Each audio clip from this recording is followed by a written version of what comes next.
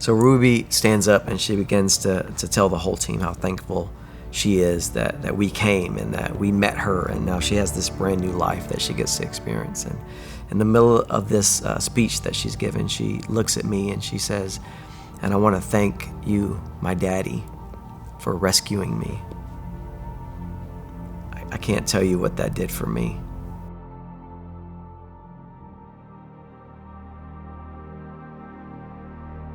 I just got back from this amazing mission trip to the Philippines, and we went over there to work with the organization that specifically work with girls that are trapped in the sex tourism industry. Something that's sort of unique about the Philippines is prostitution is actually illegal. So what they do is these bar owners go to the villages right outside of big cities and tell these young girls that there's work in the city. So if you'll just come work, you can be a waitress or you can work at a restaurant and you can provide for yourself and your family. And so they come without any way to get back home or without any way to call and get help. And once they get to the bars, they say, okay, you're not a waitress anymore. You're actually going to be working on stage, and people can come in and offer to buy you for the night. And sort of the way that people get around prostitution being illegal is you don't actually pay for the girls to be with them. You pay a bar fine, which means you pay the bar for them to be off for the night. And one of the interesting things is this organization tells you, don't you dare preach Jesus to these girls. They're so used to missionaries coming in and with a bullhorn and with condemnation and judgment that really our objective was to show them the love of God without saying God. So one of the challenges that we face doing the bar ministry each night is the club owners are sort of aware now. So we've heard from the girls that they actually tell them that if you go with this organization to Girls Getaway or even spend time with them outside of the clubs, that they're actually here to traffic you, to hurt you, and even to kill you.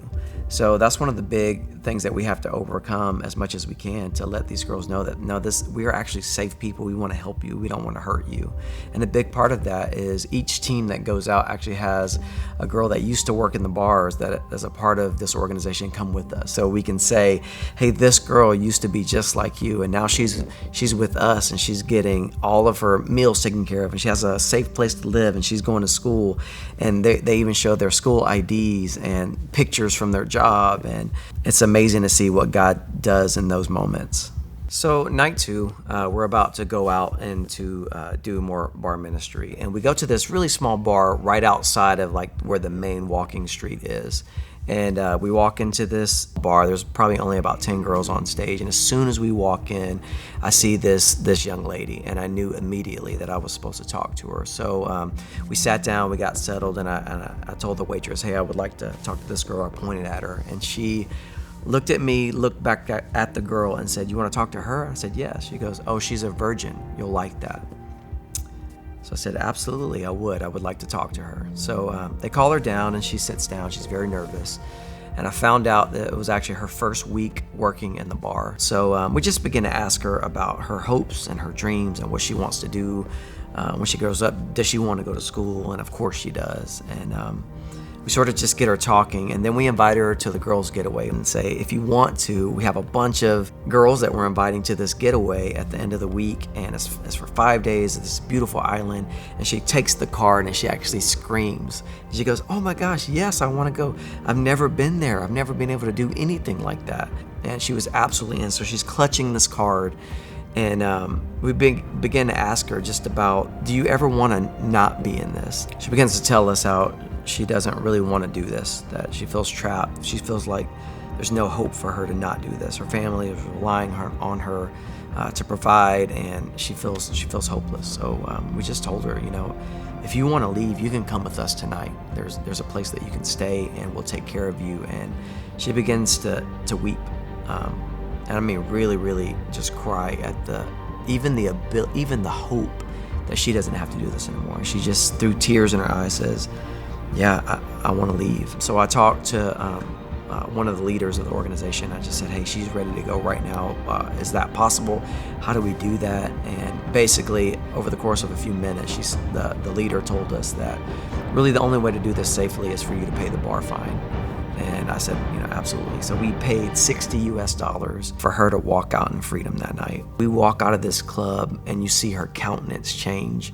and a smile and even laughter. And I just stood there in awe of seeing this reckless love of God reach into darkness and pull somebody into freedom. So I'm sitting in this hotel room with a bunch of the staff from this organization, and they're telling this girl what they provide.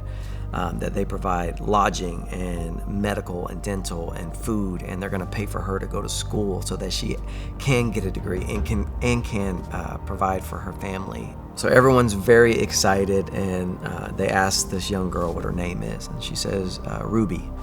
And all of a sudden, the staff of this organization, they all start crying kind of spontaneously. And I'm kind of sitting there like, I don't get it, what's happening. And after a few minutes, they compose themselves, and they look at me and they go, we pray also for God to reveal names and faces and colors and things like that when we go out to do this ministry. And for about a year, we've been looking for Ruby, and we could never find her. And today we found her, and she's home. And so I'm amazed, obviously, at what has just happened. And then somehow that we find out that Ruby is actually her nickname. And they ask her what her real name is, and her name is Jessica.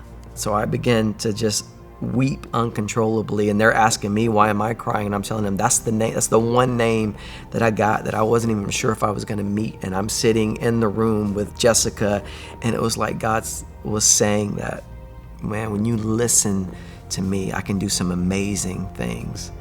So this awesome moment of crying and laughing and joy filled this room, and we're all celebrating together that Jessica is home. So maybe you've never been on a missions trip. Maybe you've never even stepped foot outside of the country. But what I love about God is when we pull our resources and we give to Heart of the House, and we get to be a part of that story. You get to be a part of Ruby's story and a part of my story, and you get to see God's love go all throughout the nations. So thank you for supporting stories like Ruby. Thank you for giving to Heart of the House. Thank you for praying for all of our missionaries.